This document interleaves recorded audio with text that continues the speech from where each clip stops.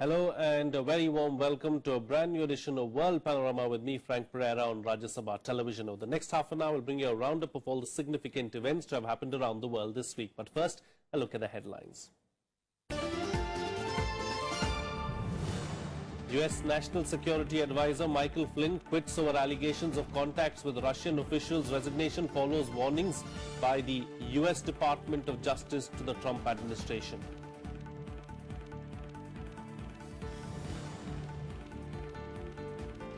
US President Donald Trump meets Israeli Prime Minister Benjamin Netanyahu, urges him to curb settlements but avoids endorsement of two-state solution to the Israeli-Palestinian conflict.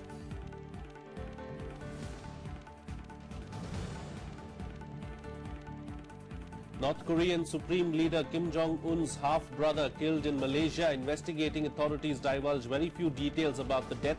South Korea says Kim Jong-nam was killed by North Korean female agents. Around 80 people killed and close to 250 others injured in a suicide attack at a Sufi shrine in Pakistan. Islamic State claims responsibility for the attack. Pak Prime Minister vows to take revenge against the perpetrators. President Donald Trump's national security advisor Michael Flynn resigned amid allegations that he discussed US sanctions against Russia with its envoy before Trump's inauguration. Flynn is said to have misled officials about his call with Russia's ambassador before his own appointment. Meanwhile, Donald Trump held talks with Canadian Prime Minister Justin Trudeau on Monday. Here's more.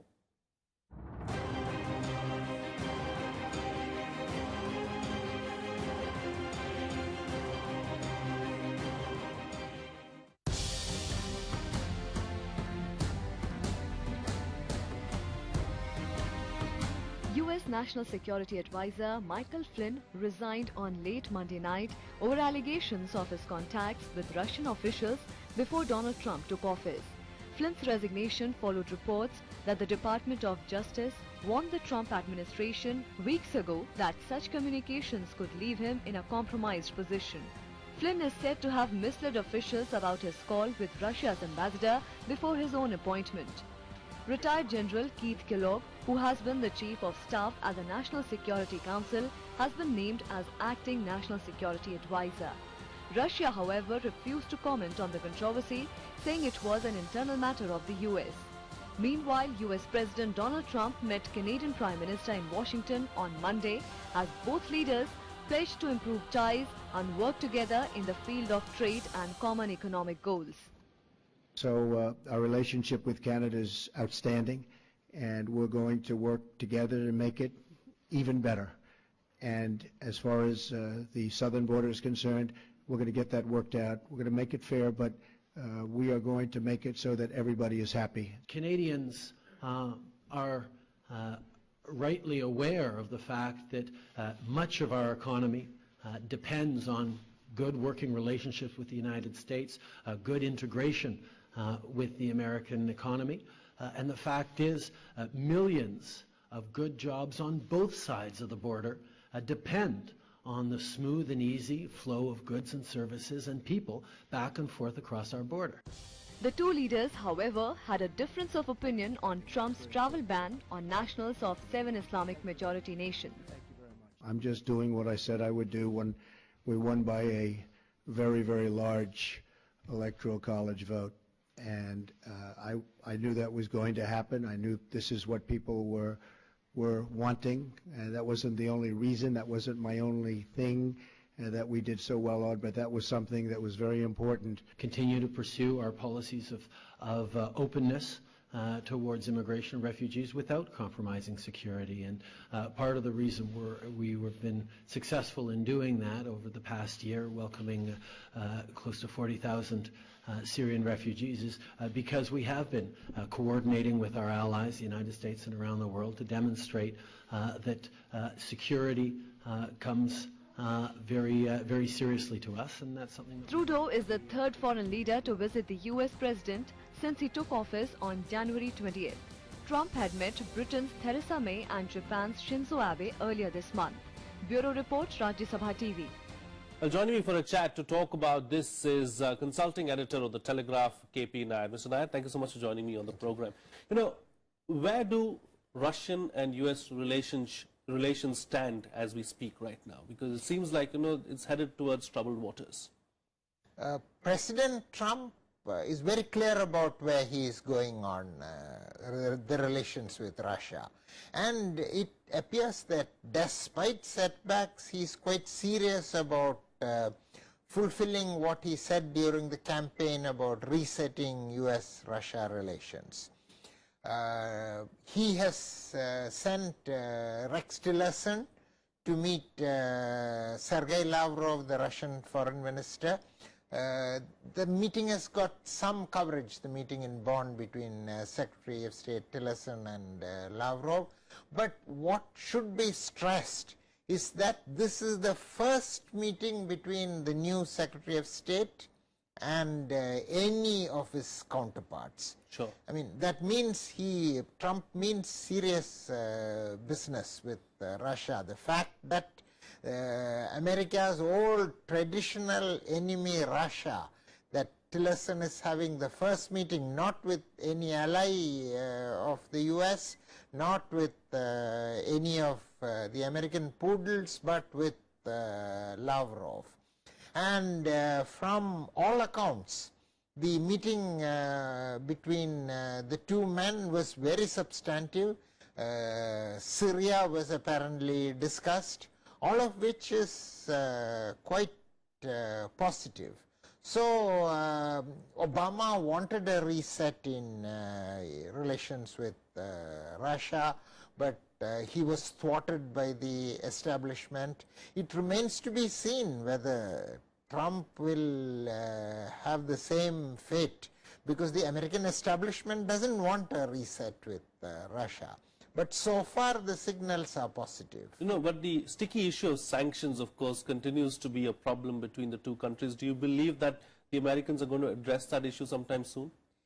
I suspect that Trump would have already moved forward on sanctions, but the resignation, the circumstances of National Security Advisor Michael Flynn's resignation has made it politically difficult for Trump to move ahead, because the whole issue on which Flynn had to resign related to unauthorized discussions between him and the Russian ambassador Kislyak, because 18th century law prohibits private individuals from discussing foreign policy with foreign government. And the time Flynn discussed the sanctions with Kislyak, he was a private citizen. He had not yet become National Security Advisor. So if he were to move very quickly on sanctions against Russia, it would lend credence to allegations that Trump and his people were in collusion with Russia on sanctions going against established US policy when they were not authorized to do so. Probably he will do something about sanctions, but the setback on Flynn has made it necessary to delay it. Is that something that's going to come back and bite Donald Trump somewhere in the near future? Because several people in the media have suggested that it could be one of the biggest scandals. Well, it has actually the potential to be like Watergate, because the whole issue is when did Trump know about these unauthorized contacts. The current belief in Washington is that he knew a month ago, in which case what did he do about this very serious breach of US security actions? So if it comes about that Trump knew and did not do anything about it, it could come back to haunt him. And who knows, could even eventually lead to his impeachment, depending on how serious it is. But on US-Russia relations, I just want to make one more brief point. Simultaneous with the Tillerson-Lavrov meeting, there was another engagement in Baku between the US Joint Chiefs of Staff and General Gerasimov, his Russian counterpart. And these military-to-military talks so early in a presidency also shows that Trump means business on resetting the relations with Indeed, Russia. Trump means business, but the time looks difficult at the moment. Thank you so much, Mr. Nair, for joining me on the program and putting things into perspective for us. Well, moving on now, US President Donald Trump launched a ferocious attack on the media while defending his record during his first weeks in office. Trump appeared in a 76-minute press conference where he told reporters their level of dishonesty was out of control. He cited coverage of his campaign's alleged contacts with Moscow.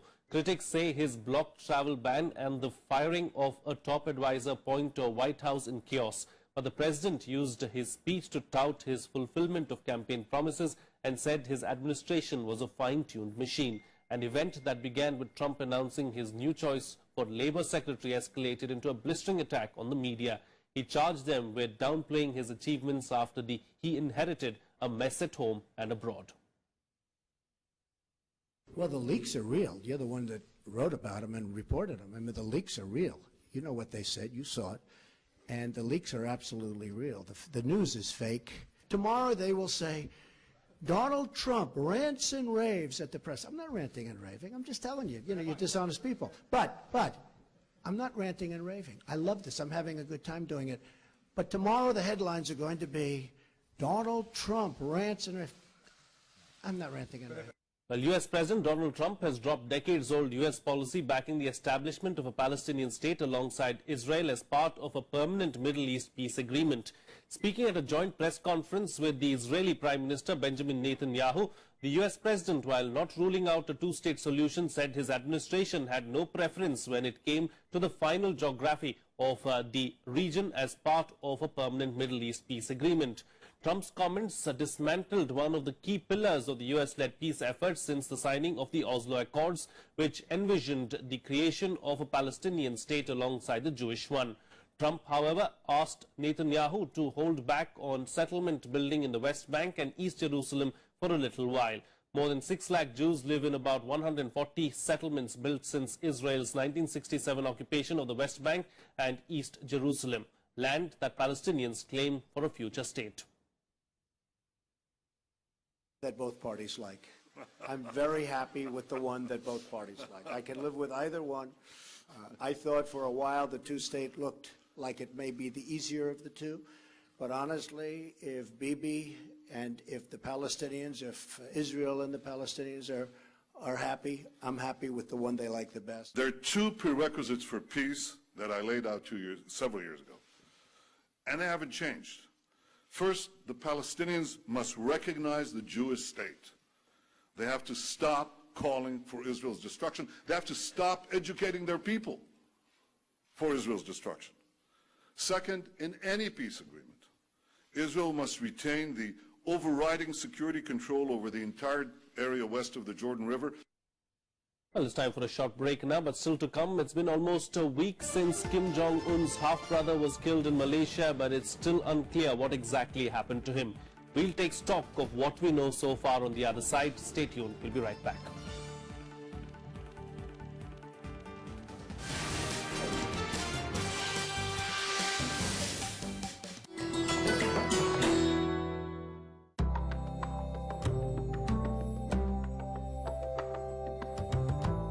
The art of painting comes to us from the prehistoric period.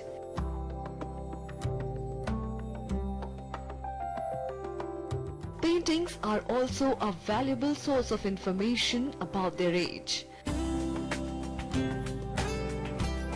Like this depiction of the wedding procession of Dara Shikoh. The eldest son of Mughal Emperor Shah Jahan had a Mughal wedding with distinctive Indian elements. Like the veil he wears to the pomp and show of the Bharat in Hindu weddings.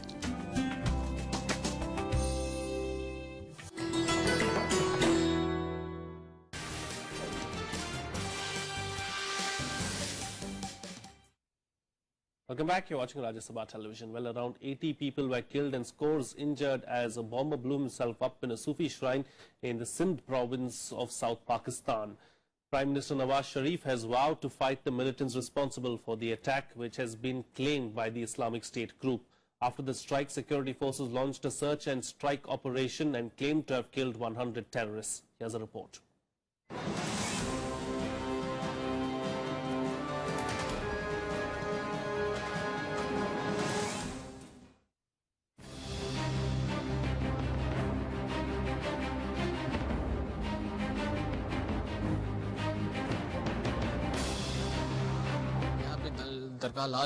What I saw here was like a doomsday.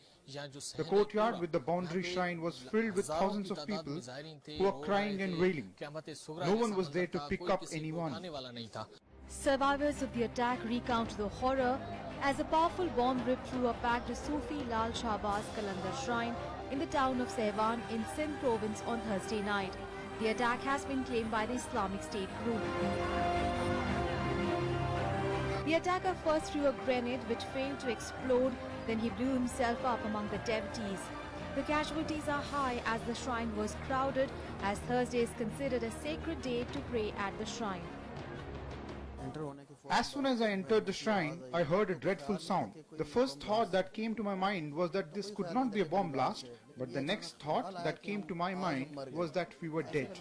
It was like a doomsday. The authorities immediately launched massive rescue and relief operations.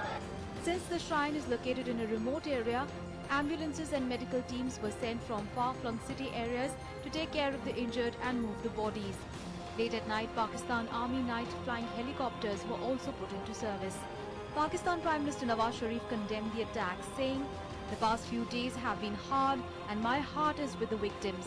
But we can't let these events divide us or scare us. We must stand united in this struggle for the Pakistani identity and universal humanity."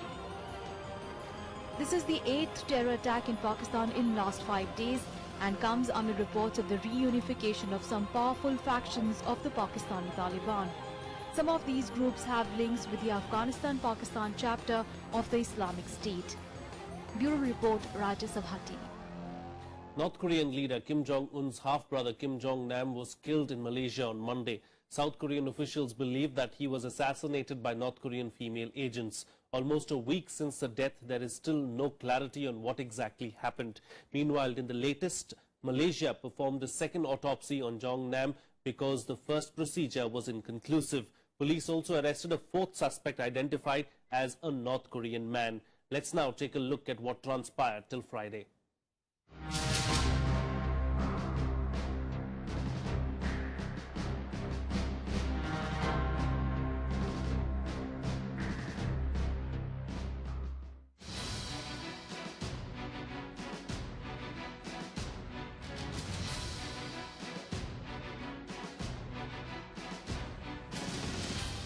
On Monday, the half-brother of North Korean leader Kim Jong-un was killed in Malaysia. It's been almost a week since the mysterious death of a Korean man at Kuala Lumpur airport, and there are still no real answers. Initially, Malaysia refused to identify the dead man as Kim Jong-nam, saying that the passport he had on him was under the name Kim Chol. This despite South Korea's insistence that it was indeed him, killed on the orders of North Korea's brutal regime. The government believes that the murdered person is Kim Jong-nam, whereas the Malaysian government did not specify who it is. Malaysia finally confirmed for the first time on Wednesday that the dead man was indeed the half-brother of the North Korean leader. Malaysia's cautious handling of this case has been evident from the start.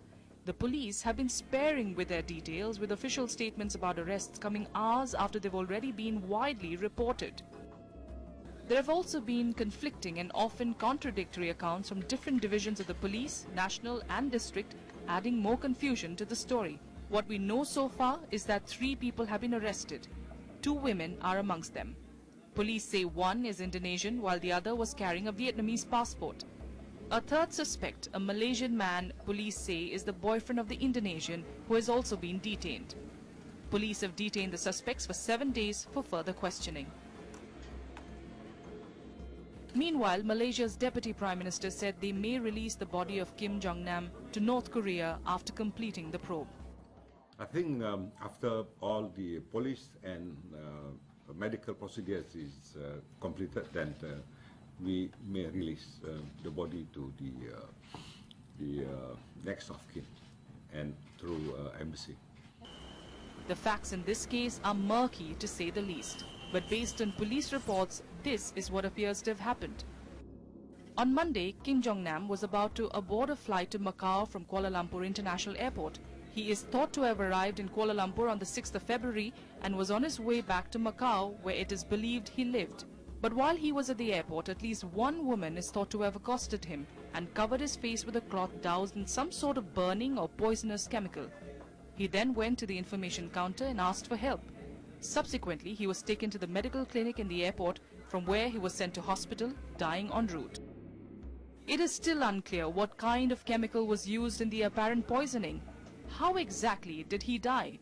The post-mortem examination of his body has been completed, but details have yet to be released to the public. North Korea hasn't said anything about the death. Instead, the focus in Pyongyang this week has been on the 75th anniversary celebrations of the current leader's father, Kim Jong-il. In North Korea's secretive regime, unanswered questions are a way of life. Bureau Report, Rajya Sabha TV. An inquiry in Australia heard that the Australian Catholic Church has paid 276 million Australian dollars to victims of sexual abuse since 1980.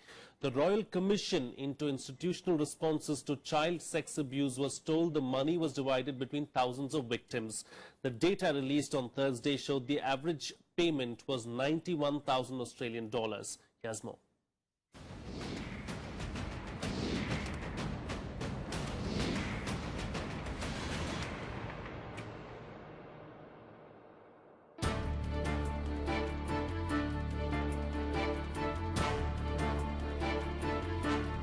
Australia's Catholic Church has paid 276 million Australian dollars in compensation to thousands of child abuse victims since 1980. A government inquiry heard on Thursday. This was the first time the total compensation paid by the church's schools, orphanages and residences has been revealed. A report at a Royal Commission into Institutional Abuse said 3,066 victims had received some form of compensation from a Catholic body in the 35 years to 2015.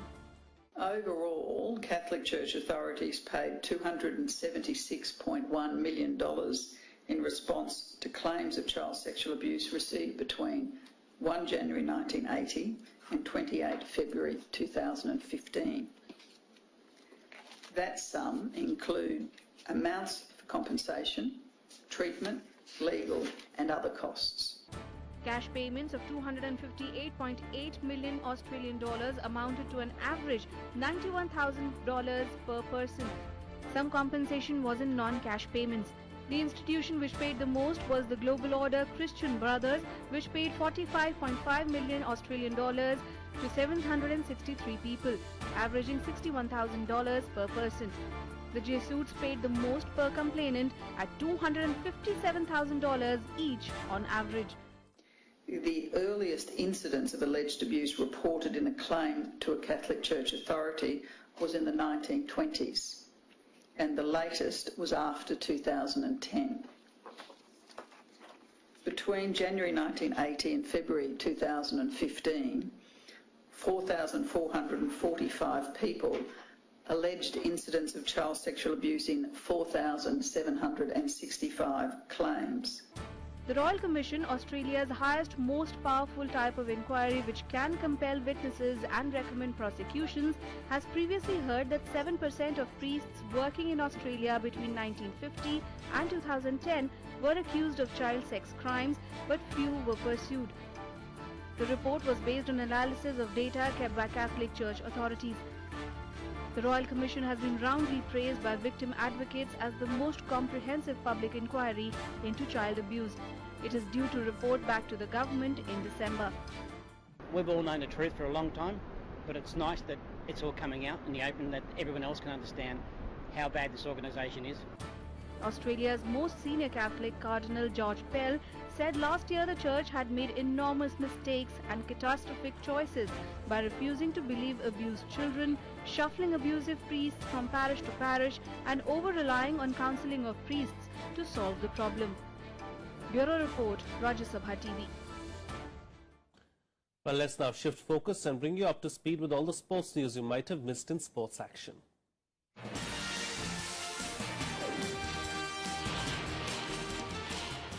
Angel Di Maria scored twice as Paris Saint-Germain stunned Barcelona to leave the Spanish side in danger of failing to reach the Champions League quarter-finals for the first time in a decade. PSG dominated the last 16 first leg tie throughout and took the lead through Di Maria's curled free kick. Julian Draxler added a second with an angled drive before Di Maria curled an effort into the top corner. Edinson Cavani then sealed a famous win with a powerful fourth. The defeat leaves Barcelona with an almighty task to stay in the competition when they host PSG in the return leg on the 8th of March.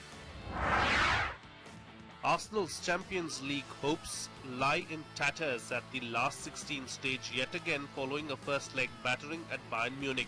The Gunners' challenge lasted until the break thanks to Alexis Sanchez, who followed up his own missed penalty to equalise after Ian Robbins superbly struck 25-yard opener. But after Arsenal lost Laurent Koscielny to injury early in the second half, Bayern ran riot during a 10-minute period in which Robert Lewandowski headed home before Thiago Alcantara scored twice. Substitute Thomas Müller rubbed salt in the wounds with a late fifth. Real Madrid came from a goal down to beat Napoli in the first leg of their Champions League last 16 tie. The visitors took the lead after Keylor Navas was caught off guard by a superb Lorenzo Insigne strike inside 8 minutes. Karim Benzema headed the equalizer past Pepe Reina from Dani Carvajal's cross 11 minutes later. Toni Kroos put the hosts ahead early in the second half before a stunning volley from Casemiro sealed the win. Napoli will host the second leg on the 7th of March with a place in the quarterfinals at stake. Joe Root said that he felt privileged, humbled and very excited to be named England Test cricket captain on Monday, replacing Alistair Cook, who resigned last week after 4.5 years in charge.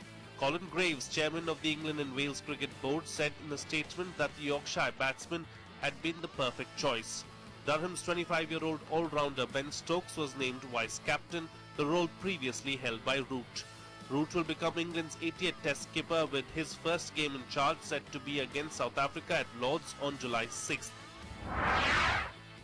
Embattled Jamaican sprinter Nesta Carter has filed an appeal to the Court of Arbitration for Sports after he was retroactively found guilty of doping at the 2008 Beijing Olympics. Carter retroactively tested positive for the banned stimulant methylhexanamide in 2008 and on January 25th was stripped of his 4x100 gold medal along with teammates Usain Bolt, Asafa Powell and Michael Frater.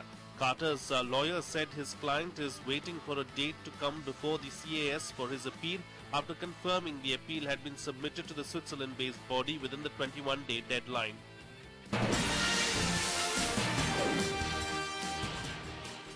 And finally, North Korea held sports events in Pyongyang to celebrate the 75th birth anniversary of late leader Kim Jong-il. He died on December 17, 2011. His birthday, February 16th, which is a national holiday, has also been designated as the Day of the Shining Star.